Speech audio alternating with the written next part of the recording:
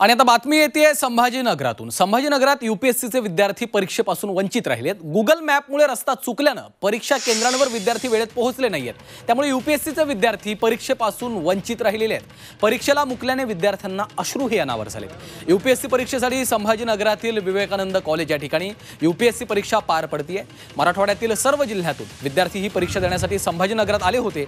मात्र या परीक्षेसाठी देण्यात आलेल्या विवेकानंद कॉलेज हे केंद्र इतर जिल्ह्यातून आलेल्या विद्यार्थ्यांना माहितच नव्हतं। त्यामुळे त्यांनी गुगल मॅपच्या सहाय्याने परीक्षा केंद्रापर्यंत वेळेत पोहोचण्याचा प्रयत्न केला।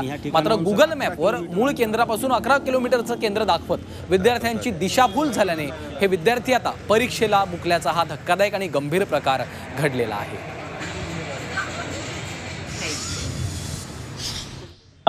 विवेकानंद कला सरदार दिलीप सिंग वाणिज्य व विज्ञान महाविद्यालय या यूपीसीच्या सेंटरसाठी इथे परीक्षा असल्यामुळे इथे आलोत। पण इथे येण्या अगोदर जेव्हा आम्ही हे गुगल मॅपवरती सर्च केलं तर गुगल मॅप जो आहे हे कॉलेज आम्हाला इथून 12 किलोमीटर लांब वाळूज या ठिकाणी दाखवत आहे आणि जशाला तसं इथे फोटो सुद्धा येत आहेत। ते 9 वाजता इथे रिपोर्टिंग टाइम होता आणि 9:30 वाजता पेपर चालू होणार होता। पण सकाळी 9 वाजून 2 मिनिटं 5 मिनिटाच्या अंतरावरती काही विद्यार्थी आले आणि ते विद्यार्थी आल्यानंतर वेळेच्या 2 मिनिटं उशीर झाल्यामुळे आणि 5 मिनिटं उशीर झाल्यामुळे त्या विद्यार्थ्यांना मध्ये परवानगी दिल्या गेली नाही, कारण यूपीसीच्या नियमानुसार 9 वाजता गेट बंद होतो। आलोय आज यूपीएससीचा प्रिलिमचा पेपर होता सकाळी 9:30 वाजता सेंटरवर। आता मी गुगल मॅपवर सकाळी जालन्यावरून निघताना हे लोकेशन टाकलेली आहे।